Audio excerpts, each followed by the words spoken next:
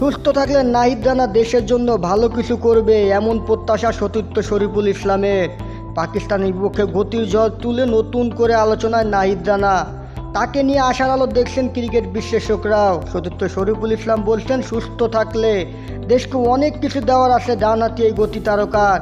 এখন পর্যন্ত বাংলাদেশে জার্সিতে খেলেছেন 3 টেস্ট, 11 উইকেটের 5টি নিয়েছেন পাকিস্তানের বিপক্ষে। রাওয়ালপিন্ডিতে দ্বিতীয় টেস্টে দ্বিতীয় ইনিংসে নিয়েছেন 4 উইকেট। পুরো সিরিজ জুড়ে প্রায় 150 গতিতে বল করেছেন নিয়মিত, যার মধ্যে 152 কিলোমিটারের বেশি গতিতে বল করে তো রানা ইতিমধ্যে রেকর্ড করে ফেলেছেন। 8 সেপ্টেম্বর বিসিবির প্রকাশিত ভিডিওতে দেখা যায় শরীফুল ইসলাম দারুণ কিছু প্রত্যাশা করছেন রানার কাছে। শরীফুল ইসলাম সেই ভিডিওতে বলেন, অবশ্যই নাহিদ রানা খুব ভালো বলার, আমি জানি না কারোর সাথে তুলনা করা ঠিক হবে কিনা, এক একজন এক এক রকমের বলার। আমার মনে হয় রানা অনেক ভালো বলার, আরও একটু খেলতে খেলতে অভিজ্ঞতা চলে আসবে।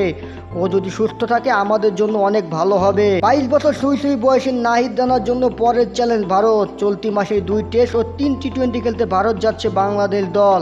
টেস্টের স্কোয়াডে রানার না থাকার কোনো কারণই নেই। সুযোগ পেলে নিজেকে প্রমাণের দারুণ মঞ্চ হতে পারে বিরাট কোহলি, রোহিত শর্মাদের বিপক্ষে বল করা।